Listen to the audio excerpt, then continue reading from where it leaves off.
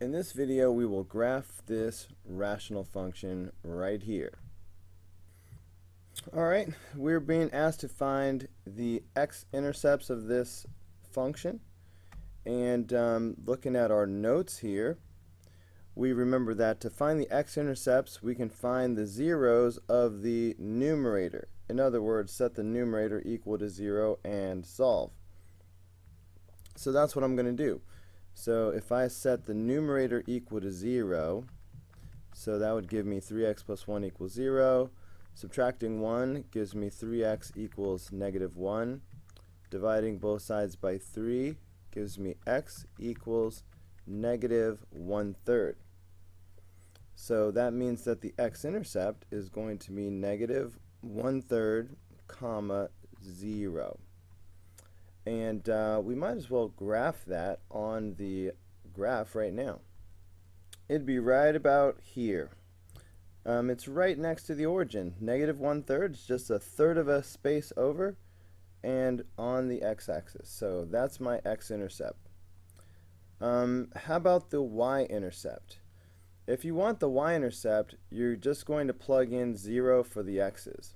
So you could do that by hand pretty easily. If you want the y-intercept, one way of doing it is just plug in 0 for all the x's. If you do that, then if this is 0, then that term is gone, and this term is gone, and this term is gone. So that's really going to just leave 1 over negative 6, or negative 1/6. Okay, so that's what you wind up with if you plug in 0 for all the x's.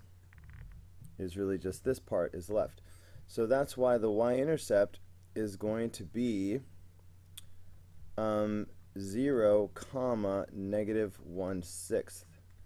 Notice that I'm not using decimals here. I don't want any decimals. If it's going to be a fraction, let it be a fraction, but do not give me a decimal. Now, say if you didn't remember about plugging in 0 for the x's, and you wanted to use your calculator instead. Here's what you would do. You would type the function into your calculator.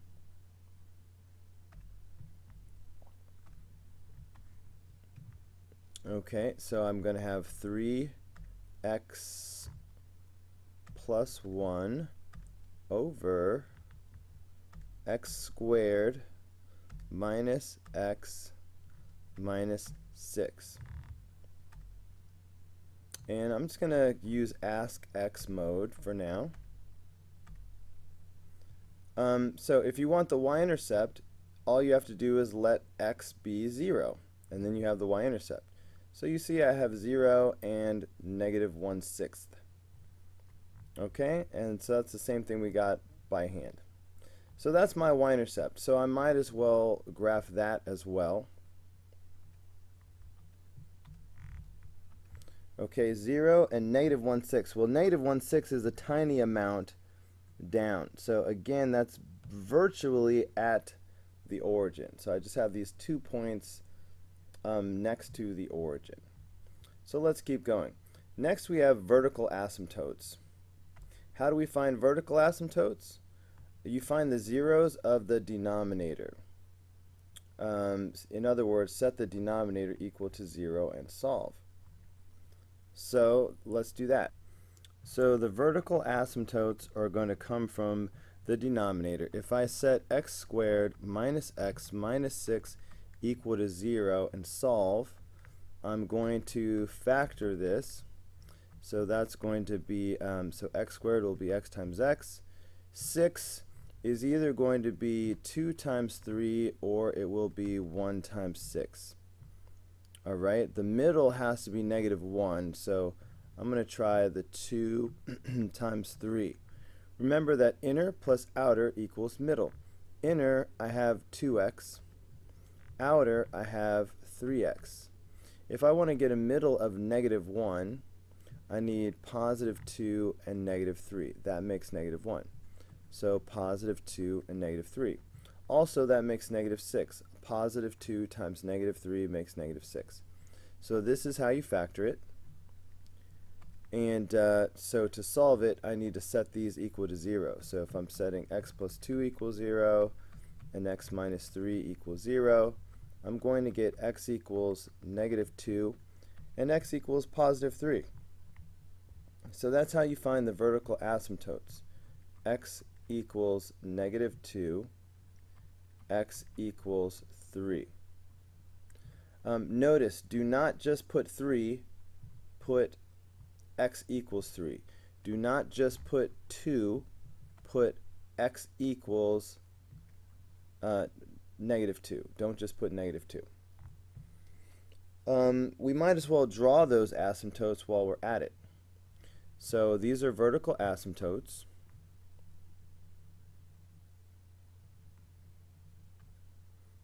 Okay, so we're going to draw vertical lines at negative 2 and make them dotted lines, not solid. And we have a vertical asymptote at 3, so that'll be over here.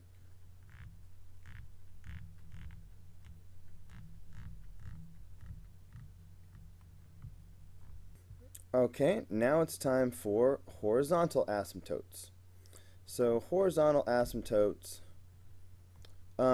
you have to follow these 3 rules. Horizontal asymptotes depend on the degree of the numerator and how it compares to the degree of the denominator. If the degree of the numerator is less than the denominator, then it's y equals 0. If the degrees are equal, then it's y equals a over c, where a and c are the leading coefficients.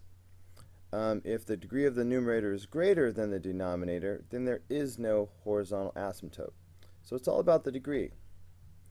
If you look here, we see that the degree of the numerator is 1, because this is just a plain x with no exponent, so that's a 1.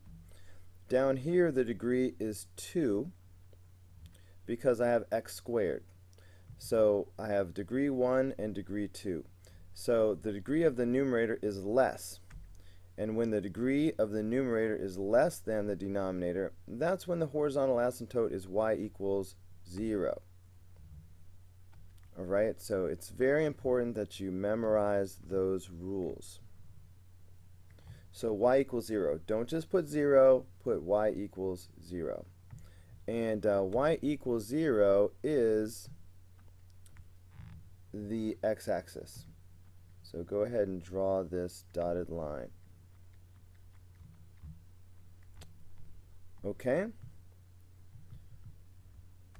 I think we should go ahead and draw the graph before we try to do the domain or range. Even though technically I could do the domain right now just based on the vertical asymptotes, we'll go ahead and draw the graph. So we need to decide what values we're going to use for our x values. So I'm going to do that on scratch paper. I'm going to make that decision, and that's something that you could copy. Think and decide ahead of time which x values you're going to use.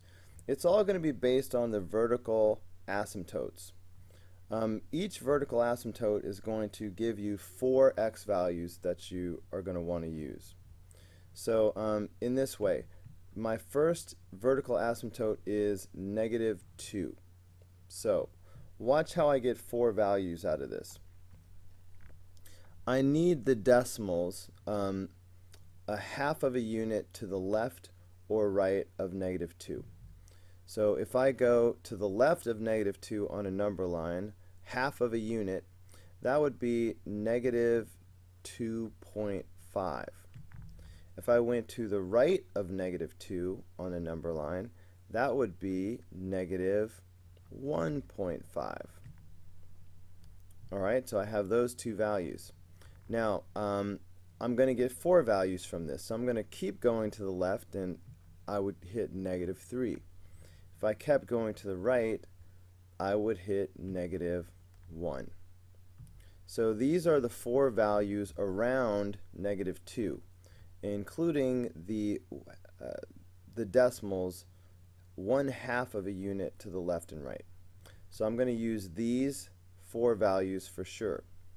Now my other vertical asymptote is going to give me 4 more values. Okay, so my other vertical asymptote is 3. So take a look at that. And I'm not sure I have enough space. Can I squeeze it in? I'll try. So if I have 3, okay, maybe I'll use a different color in case they get too close. So I have my vertical asymptote of 3. I need the decimals to the left and right of 3. Less than 3, a half a unit would be negative 2.5. Not negative, I'm sorry. It would just be 2.5. To the right of 3 would be 3.5. All right, but I need 2 more values. So if I went to the left further, it would just be 2. If I went to the right further, it would be 4. So this gives me 8 values that I can use. Okay, so let's see. How many spaces do I have on my chart? 1, 2, 3, 4, 5, 6, 7. So I really want 8. I really want it. So I'm just going to stretch this out to make room for the extra value. Okay, so I'm just going to pause the video and copy all these values onto my chart. Okay, so here I've copied all of those values onto my chart. Now I need the y values that go with them. So I am just going to use the table feature of my calculator here to make that happen. Okay, make sure you're in ask mode. So I need -3, so I will type in -3, and I need -2.5, so -2.5, and -1.5. Alright, so I get these weird looking fractions. I really need decimals over here for easy graphing. So I'm going to come over here and I'm going to convert each one of these to a decimal by hitting the toggle button. Boom! So that's -1.3. I'm just going to round everything to 1 decimal place. So -1.3.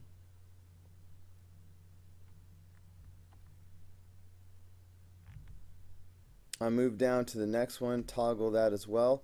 That's -2.4. I'm going to round up because the next number is a 6, so -2.4. And I'm just going to go ahead and find all of the y values in a similar way using the ask feature of my calculator. You don't need to watch me do those one at a time. I'm just going to do it off camera.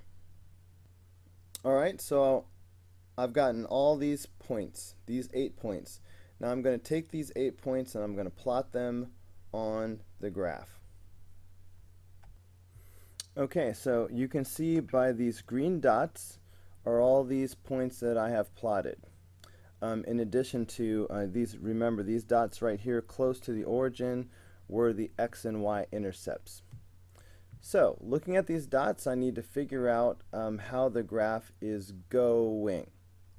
So for example,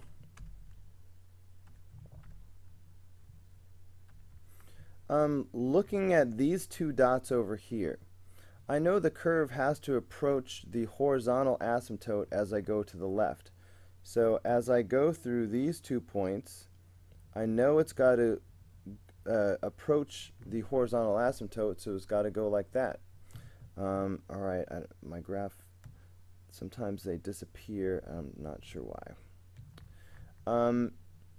Meanwhile, on the other side, I know it has to approach the vertical asymptote, so I know it's going to be doing like this. Alright, so that's what that branch is going to look like. Similarly, these 2 dots over here in the upper right hand corner are doing the same type of thing. I know that it's got to approach the horizontal asymptote, so it's going to be going like this. And I know that it's going to approach the vertical asymptote, so I know it's got to go like this. So that's what's happening over there. And it's disappearing again. Okay, now looking at the middle portion, don't get worried about the fact that these dots, some of them are on the horizontal asymptote. And you see that some dots are above and some dots are below. So if it looks like the the function is crossing over the horizontal asymptote? That's because it is. You can cross the horizontal asymptote. The horizontal asymptote is not like a brick wall. That's what the vertical asymptotes are. The vertical asymptotes are undefined. So you will never, ever, ever find any points touching the vertical asymptotes. But the horizontal asymptotes are really just showing you the end behavior. So they're just showing you on the far right where the function is going and on the far left where the function is going. In the middle, it can be crossed. So that's what's happening here. I can see, looking at these lower points, as I connect these dots sort of like this, I can tell it's going to go ahead and approach the vertical asymptote. And similarly, if I connect these points, I'm moving in this direction, and I know it's going to go on to approach this vertical asymptote as well. So it's going to approach that asymptote, and it's going to approach this asymptote.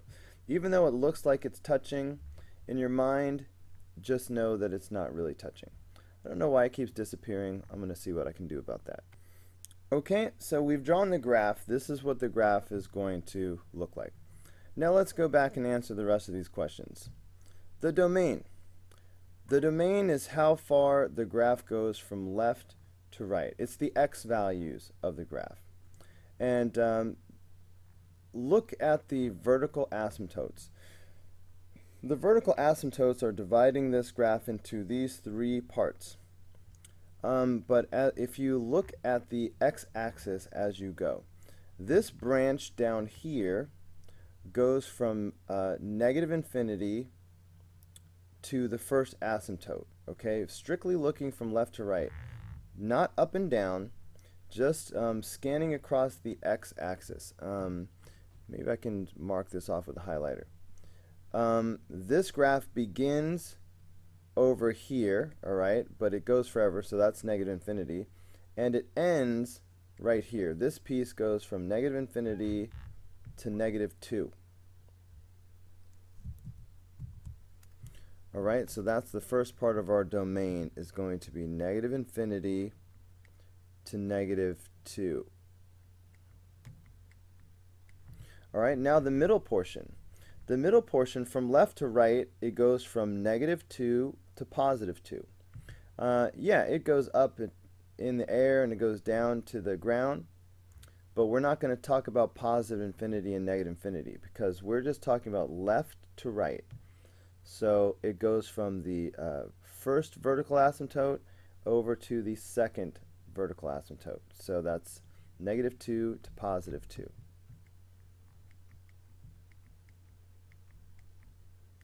Okay, and that leaves this third portion. But we're only talking about the x values, how far it goes from left to right. So it picks up at the second vertical asymptote, which is at 3, and it goes forever to the right. So that's going to be 3 to infinity.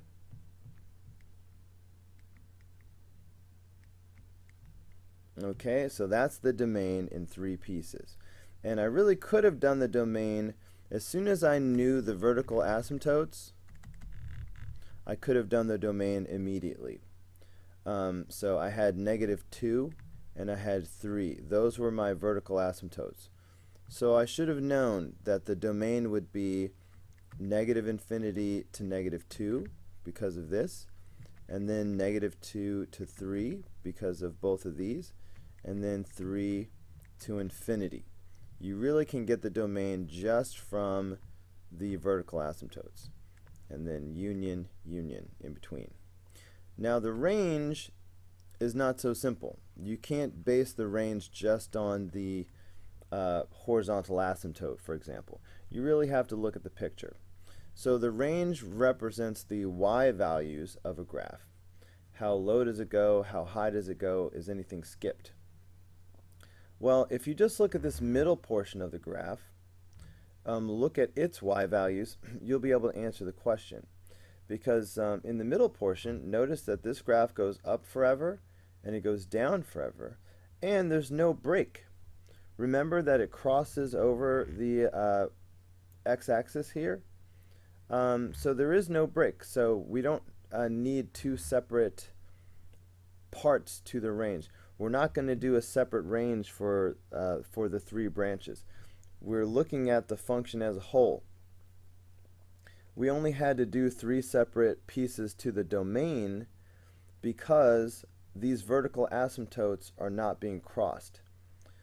So vertically, it really is separated into three separate pieces. All right, nothing is crossing the vertical asymptote. But because we have this one piece that crosses over the horizontal asymptote, we don't actually have separate pieces. It's unbroken from top to bottom. So the range is negative infinity to positive infinity. It goes down and up forever, unbroken. Unbroken. Okay. Now let's talk about increasing and decreasing intervals. From left to right, let's take this one portion at a time. This first branch over here, from left to right, this is going downhill. So this is a decreasing interval. Now we're only doing x values for both of these.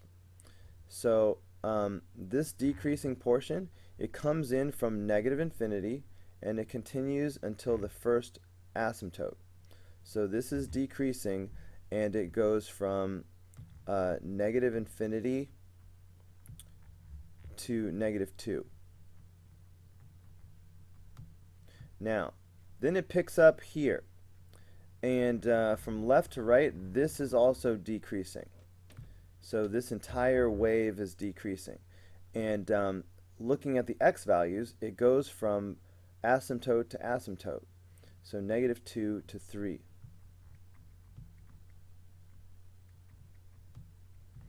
And then it picks up here.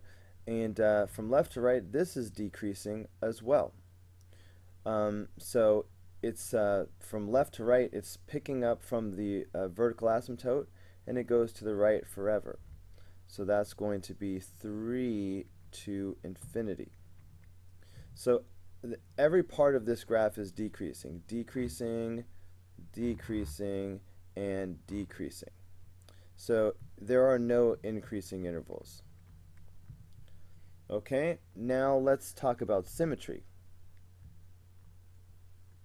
This is trying to be odd. So the options are even, odd, or neither.